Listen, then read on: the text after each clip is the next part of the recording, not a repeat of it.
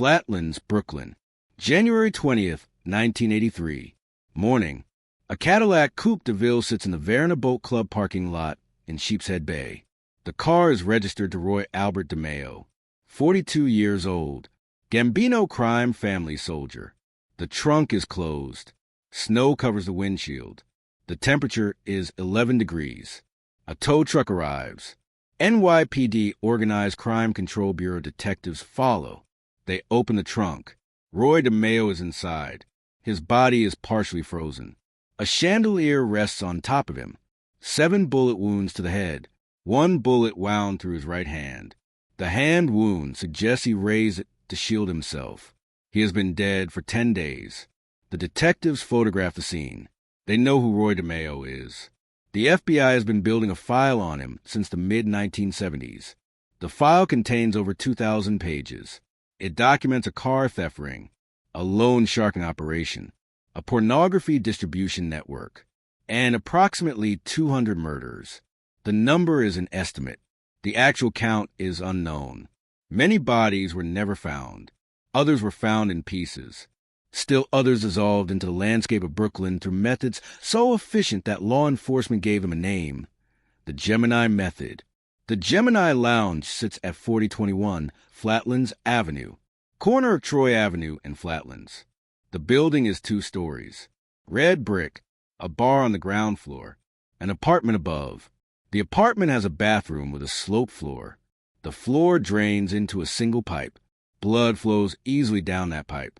By 1983, that pipe has carried more blood than most hospital operating rooms. Roy DeMeo was born September 7, 1940. Flatlands, Brooklyn. His parents were Italian immigrants from Formia in the Lazio region. His father drove a delivery truck for a laundry company. His mother was a housewife. Roy had 4 siblings. His older brother, Anthony Frank DeMeo, was a Marine corporal killed in action in Korea on April 23, 1951. Roy was 10 years old when his brother died. Roy attended James Madison High School. He graduated in 1959. During high school, he loaned money to other students. 20% interest, compounded weekly. Students who did not pay faced consequences. The consequences escalated. First warnings, then threats, then broken bones. Roy learned early that violence was a business tool. Between ages 15 and 22, Roy worked at a local grocery store. He trained as a butcher. He learned how to break down animal carcasses, how to separate muscle from bone, how to use a knife with precision, how to minimize waste. These skills would later define his career. In 1960, Roy married Gladys Rosamond Britton. They had 3 children, 2 daughters and a son. The family lived in a custom-built home in Massapequa, Long Island. The house had a pool, a boat, multiple cars. The neighbors believed Roy worked in construction, or used cars, or food retail. They did not know about the Gemini Lounge. In 1966, Anthony Nino Gaggi approached Roy DeMeo. Gaggi was a soldier in the Gambino crime family. He controlled operations in Canarsie and Flatlands. Gaggi saw potential in DeMeo. DeMeo was already running a successful loan sharking business. He had connections in the car industry. He had a crew of young men willing to steal cars. Gaggi offered DeMeo a partnership. DeMeo accepted. The first member of the DeMeo Crew was Harvey Chris Rosenberg, 16 years old in 1966. Rosenberg met DeMeo at Canarsie gas station. Rosenberg was selling marijuana. DeMeo loaned Rosenberg money to buy larger quantities. The business relationship grew. By 1972, Rosenberg had introduced other friends to DeMeo. The crew expanded. Joseph Testa, Patrick Testa, Anthony Center, Richard Denome, Frederick Denome, Henry Borelli, Joseph Guglielmo. Later, Vito Arena, Carlo Profeta. Most were in their late teens or early 20s. All grew up in Flatlands or Canarsie. All attended the same schools, played on the same streets, knew the same people. The crew started with car theft, 4 to 7 cars stolen per night, luxury vehicles, Mercedes, BMW, Cadillac, The cars were driven to chop shops in Canarsie and East Flatbush. Some were dismantled for parts. Others were shipped whole to Kuwait and Puerto Rico through the port of Newark. By 1979, the operation was the largest auto theft ring in New York City history. Federal agents called it the Empire Boulevard operation. The crew was stealing hundreds of cars per month. DeMeo joined a Brooklyn credit union in 1972. He gained a position on the board of directors. He used his position to launder money. He also stole from the credit union reserves. By 1975, the credit union was insolvent. DeMeo quit before anyone asked questions. June 13, 1975. Rockaway Beach, Queens. 10:30 a.m. Andre Katz is 22 years old. He owns an auto repair shop. He is partners with Chris Rosenberg in a stolen car ring. In January 1975, Katz visited the Brooklyn District Attorney's office. He provided information about Rosenberg's involvement in car theft. DeMeo learned about the meeting immediately. He had an NYPD auto crimes detective on his payroll. On June 13th, Katz thinks he has a date. A woman named Babette Judith Questel invited him to her apartment complex. When Katz arrives, members of the DeMeo crew are waiting. They force him into a car. They drive him to a Pantry Pride supermarket in Rockaway Beach. They take him to the meat department in the back. Roy DeMeo stabs Katz multiple times in the heart, then in the back. Other crew members hold him down. When Katz is dead, they decapitate him. They put his head through a machine normally used for compacting cardboard boxes. The machine crushes his skull. They wrap the body parts in plastic bags. They deposit the bags in the supermarket's dumpster. 2 days later, a man walking his dog finds one of Katz's legs on a curb near the store. Police arrive. They search the dumpster. They find the rest of Andre Katz. The medical examiner uses dental records to confirm the identity. The press reports a brutal killing. NYPD opens a homicide investigation. No arrests are made. This is the first known murder where the DeMeo crew used what would become their signature method. Not yet perfected, but the essential elements are there. Lure the victim, kill quickly, dismember, dispose in a way that makes identification difficult. Over the next 8 years, this method will be refined, perfected, used approximately 200 times. The Gemini Lounge becomes operational as the crew's headquarters around 1976. The bar is owned by Nino Gaggi. Roy DeMeo manages day-to-day operations. The crew meets there every Friday night. They sit at a table in the back. They drink. They discuss business. They plan robberies. They divide money. They decide who needs to die. The apartment above the bar has a side entrance. Victims are brought in through that door. They enter directly into the apartment. They do not pass through the bar. This maintains separation. Bar customers do not see what happens upstairs. The method becomes systematic. A crew member lures a victim, usually with a promise of money, or a business deal, or a meeting to settle a dispute. The victim enters the apartment. Roy DeMeo is usually waiting. He holds a silenced pistol in one hand, a towel in the other. He shoots the victim once in the head, immediately wraps the towel around the wound like a turban. This stops blood flow from the gunshot. Immediately after the shot, another crew member stabs a victim in the heart, usually Chris Rosenberg in the early years. Later, Anthony Center or Joseph Testa. The stab stops the heart from pumping. This prevents more blood from flowing out of the head wound. The victim is dead within seconds. The crew drags the body into the bathroom. They place it in the bathtub. They wait for remaining blood to drain or congeal. This takes 30 to 45 minutes. Then they move the body to the main room. They spread plastic sheets on the floor. They use knives and saws. They remove the arms, then the legs, then the head. They work quickly, efficiently, without conversation. The entire dismemberment takes less than an hour. The body parts go into plastic bags.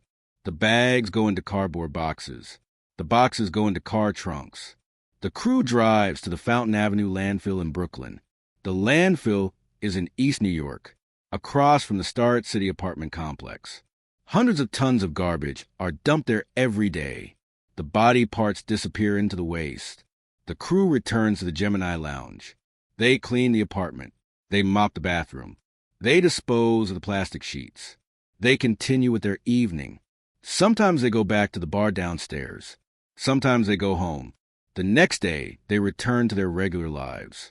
Between 1975 and 1983, this process is repeated approximately 100 to 200 times. The exact number is unknown. Some murders happen at other locations. Some bodies are left in cars or on streets as warnings, but the majority happen at the Gemini Lounge, and the majority follow the method. The neighborhood knows, not officially, not with evidence, but everyone knows. In Flatlands and Canarsie in the late 1970s and early 1980s, children grow up learning names: Roy DeMeo, Nino Gaggi, Chris Rosenberg, Anthony Center, Joseph Testa, Henry Borelli. These names are spoken in whispers on street corners, in schoolyards, in corner stores. Parents do not tell their children about the Gemini Lounge, but children learn anyway. They see the cars: black Cadillacs, Lincoln Town Cars, Mercedes sedans, always clean, always new, parked outside 4021 Flatlands Avenue.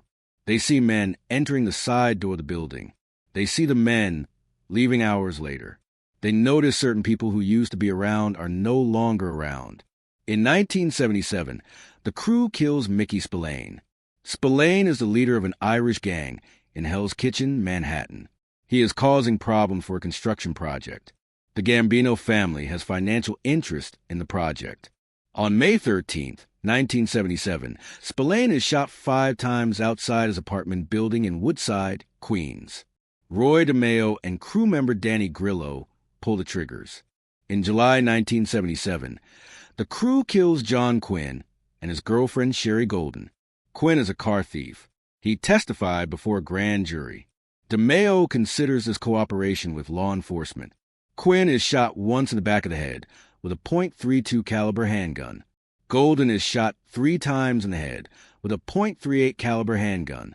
Their bodies are dumped in separate locations. Quinn's body is found the same night in Dongan Hills, Staten Island. Golden's body is found 4 days later in a car in Gerritsen Beach, Brooklyn. These murders make the newspapers. NYPD investigates. No arrests are made. In November 1977, by 1979, the DeMeo Crew's reputation has spread throughout Brooklyn's criminal underworld. Other mobsters fear them. Even made members of other families give them wide berth. The crew is known for 3 things: efficiency in murder, brutality in method, and absolute loyalty to Roy DeMeo. The crew operates with a specific hierarchy. Roy DeMeo is at the top. He makes all final decisions. Below him are the core members: Chris Rosenberg, Anthony Center, Joseph Testa, Henry Borelli, the DeMeo brothers. These men execute the murders. Below them are associates who steal cars, run errands, scout targets. The crew makes substantial money. The car theft operation generates approximately $30,000 per week per active partner by 1979. DeMeo has 5 active partners in the Empire Boulevard operation. That is $150,000 per week, $7,800,000 per year. DeMeo kicks up percentage to Nino Gaggi. Gaggi kicks up percentage to Paul Castellano, who became boss of the Gambino family in 1976 after Carlo Gambino's death. But in 1979, problems begin. April 19, 1979. Massapequa Park, Long Island. Evening. Roy DeMeo is at his home. He looks out the window. A car is parked outside. A young man sits in the driver's seat. DeMeo has recently murdered several Cubans in a drug deal gone wrong. Chris Rosenberg executed the Cubans without permission. Now DeMeo fears retaliation. He assumes the young man in the car is a Cuban assassin sent to kill him. DeMeo gets in his car. He calls crew members Joseph Guglielmo and Frederick Denom. They pursue the young man. A 7-mile car chase follows on Route 110 through Amityville and Farmingdale. The young man's car crashes. DeMeo shoots him 7 times. The young man dies on the scene. His name is Dominic Ragucci, 18 years old, college student, door-to-door salesman paying for his tuition. He was parked outside DeMeo's house because he was selling products in the neighborhood. He was not Cuban. He was not an assassin. He was an innocent civilian. This murder affects Roy DeMeo. His son Albert later writes that his father cried when he learned the truth. DeMeo did not eat for several days, but he does not turn himself in. He does not confess. He gathers his family and takes them to a hotel in upstate New York for 2 weeks. Then he returns to Brooklyn.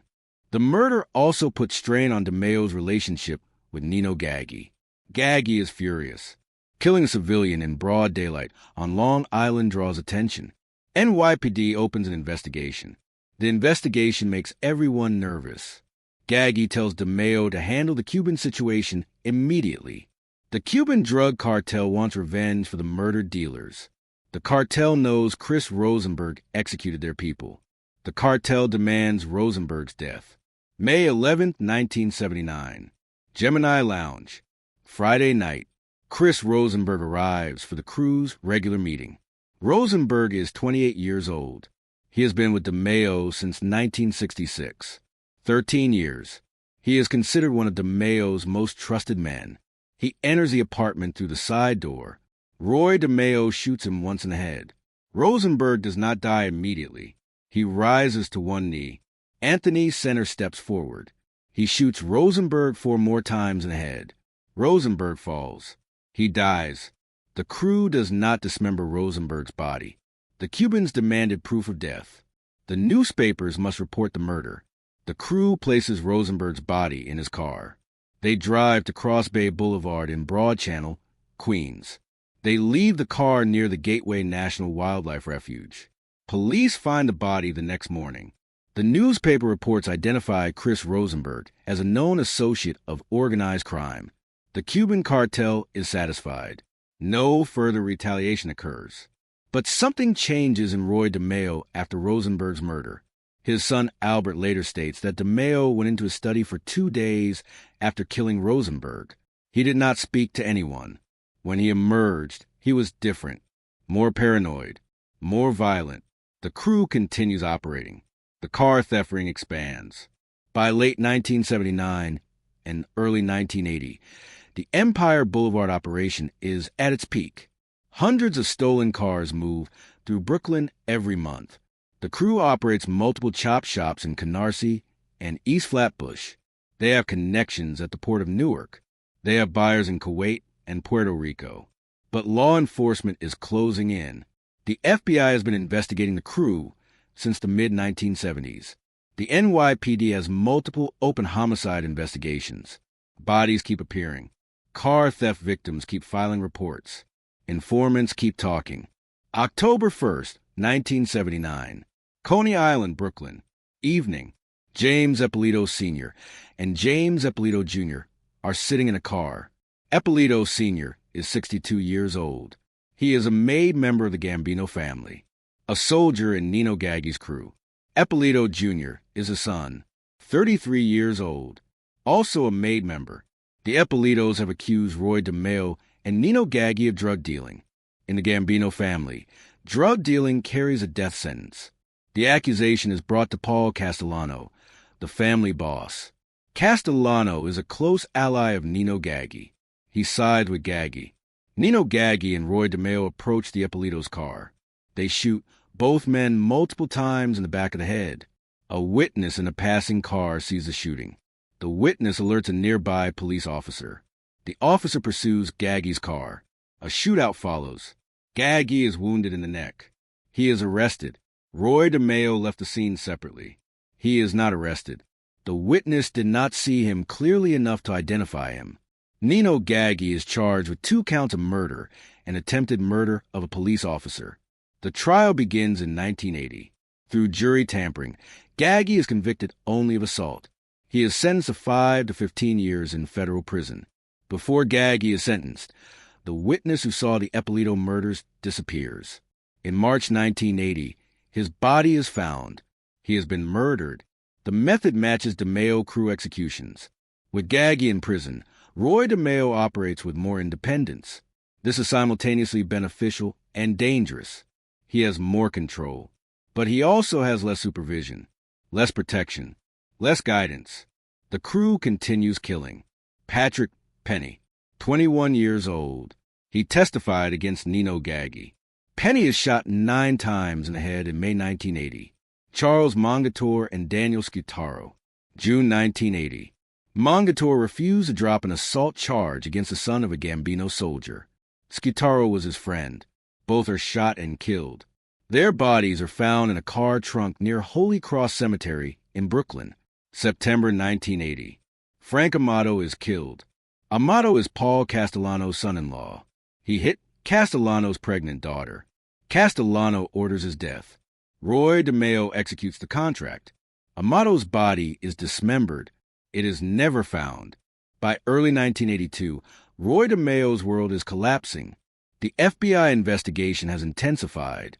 Multiple crew members are under surveillance. Phone taps are in place. Federal agents have built a massive case file connecting the crew to car theft, loan sharking, drug trafficking, and murder. June 4, 1982. Vito Arena is arrested. Arena is a DeMeo Crew associate. He has been with the crew since 1978. He participated in multiple murders. He knows details, locations, methods, names. Arena faces decade in prison. Federal prosecutors offer a deal, cooperation in exchange for a reduced sentence. Arena accepts. He begins talking to the FBI. He provides information about the car theft operation, about chop shop locations, about murder sites, about the Fountain Avenue landfill. When Roy DeMeo learns that Arena is cooperating, he goes into hiding. So do other core crew members. They know that Arena's testimony can destroy them all. They know that federal indictments are coming. They stay off the streets. They avoid their usual locations. They communicate through intermediaries. But hiding creates a different problem. Paul Castellano, the Gambino family boss, becomes concerned. Castellano has always been wary of Roy DeMeo. He sees DeMeo as uncontrollable, too violent, too visible, too much of a liability. Castellano's concerns are practical. The DeMeo Crew has made substantial money for the family, but they have also drawn massive law enforcement attention. Every murder creates risk. Every body that surfaces creates media coverage. Every witness who might talk creates exposure. And now there is a witness who is talking. Vito Arena knows about the chain of command. He knows that Roy DeMeo reported to Nino Gaggi. He knows that Gaggi reported to Paul Castellano. Arena's testimony could connect Castellano directly to the crew's activities. This is unacceptable. Sometime in late 1982, Paul Castellano makes a decision. Roy DeMeo must be killed. The problem is execution. Roy DeMeo is not an easy target. He has an army of killers around him. He is paranoid. He is armed. He rarely travels alone. Multiple previous contracts on DeMeo have failed because no one could get close to him. FBI surveillance tapes from this period pick up conversations between Gambino family members discussing the DeMeo problem. In one conversation, Angelo Ruggiero and Gene Gotti talk about the hit. Ruggiero states that Paul Castellano wants DeMeo dead, but cannot find anyone willing to do the job. Gene Gotti mentions that his brother John is wary of taking the contract because DeMeo has an army of killers around him. Gotti adds that John has killed fewer than 10 people at that point, while DeMeo has killed approximately 37 that the family knows about. The actual number is much higher, but even a lower estimate makes DeMeo one of the most prolific killers in mob history, and it makes him terrifying even to other professional killers. According to later testimony from Lucchese family underboss Anthony Gaspipe Casso, the contract eventually goes to DeMeo's own crew. The logic is simple. Only people close to DeMeo can get close enough to kill him. Castellano reaches out through intermediaries. The message is delivered to Anthony Center and Joseph Testa. Kill Roy DeMeo. There will be no retaliation. After it is done, Center and Testa will be moved to Lucchese family under Casso's protection. Center and Testa agree. They have no choice. Refusing a direct order from a family boss is itself a death sentence, and they know that if they do not kill DeMeo, Someone else will.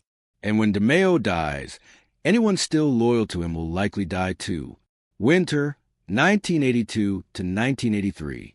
Roy DeMeo rarely leaves his mansion in Massapequa. He knows a contract is out. He knows his time is limited. He wears a leather jacket with a sawed-off shotgun hidden underneath. He trusts almost no one. He considers faking his own death. He discusses it with his son Albert. The plan would involve Albert shooting him in a non-lethal area and Roy disappearing. But the plan never happens. January 10th, 1983. Afternoon. Roy DeMeo goes to the home of Patrick Testa. Patty Testa is the brother of Joseph Testa. He is a DeMeo Crew member. DeMeo goes there for a meeting. He believes he is meeting with trusted associates. He brings no backup. This is a fatal error. When DeMeo arrives, Joseph Testa and Anthony Center are waiting. What happens next is not entirely clear. Different accounts provide different details, but the essential facts are agreed upon. DeMeo is shot multiple times in the head. One bullet passes through his right hand, suggesting he raised it defensively. He dies quickly. The crew wraps his body in a chandelier. They place him in the trunk of his Cadillac. They drive the car to the Verona Boat Club in Sheepshead Bay. They park it in the lot. They walk away. The body sits there for 10 days before it is discovered. When Roy DeMeo's body is found on January 20th, 1983, it makes front-page news. The New York Post, the Daily News, the New York Times. Mobster found dead in car trunk. Gambino enforcer murdered. DeMeo Crew leader slain. The newspapers described DeMeo as a Gambino family soldier. They mention the car theft operation. They reference the ongoing FBI investigation. They quote law enforcement sources stating that DeMeo was suspected in dozens of murders.